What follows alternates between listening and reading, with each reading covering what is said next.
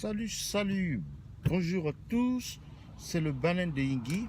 Je vous salue tous, chers youtubeurs, surfeurs, combattants pour l'émergence africaine et activistes pour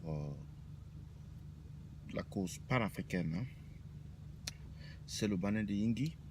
Aujourd'hui, j'aimerais parler, n'est-ce pas, d'une mesure qui a été dévoilée, je pense, hier, qui est celle qui concerne l'interdiction par le gouverneur du nord-ouest de la circulation des motos. Alors, c'est un élément ou une information qui... C'est une information qui fait le tour des réseaux sociaux, qui a été publié relayé par Paul Tchouta. En fait, le problème, c'est de savoir finalement comment est-ce qu'on compte s'en sortir avec de telles décisions. C'est-à-dire interdiction des armes, il y a toujours des attaques. Interdiction de moto, il y a toujours des attaques. Et quelqu'un a dit, à quand l'interdiction des pieds? Parce qu'il faudrait aussi interdire que les gens utilisent leurs pieds. Et comme ça, tout le monde restera tranquille. Donc c'est juste une façon d'essayer un peu de caricaturer ces interdictions qui sont en fait la résultante tout simplement d'un aveu c'est-à-dire de défaite en fait. C'est juste une démonstration que franchement on ne sait plus trop quoi faire.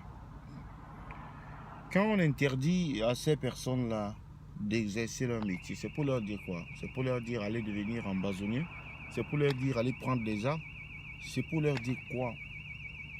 Au fait, c'est pour faire quoi? Quel est le but à atteindre ici? Est-ce que ce ne sera que des véhicules militaires, des voitures militaires qui vont circuler partout?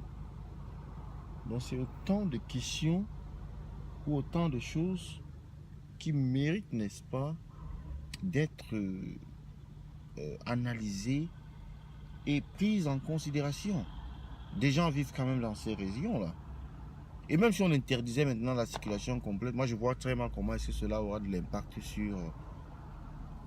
ça aura un impact peut-être, oui, visible, je sais pas, peut-être le fait que les motos ne vont pas circuler, oui. Mais si les gens sont armés, ils peuvent marcher dans la brousse avec leurs armes et ils commettent le forfait qu'ils veulent commettre et ils rentrent immédiatement dans la brousse. Dans la broussaille ou bien dans le maquis ou bien dans la forêt. Donc franchement, ça devient un peu lassant, toutes ces mesures-là qui sont prises comme ça, à la va-vite, c'est-à-dire sans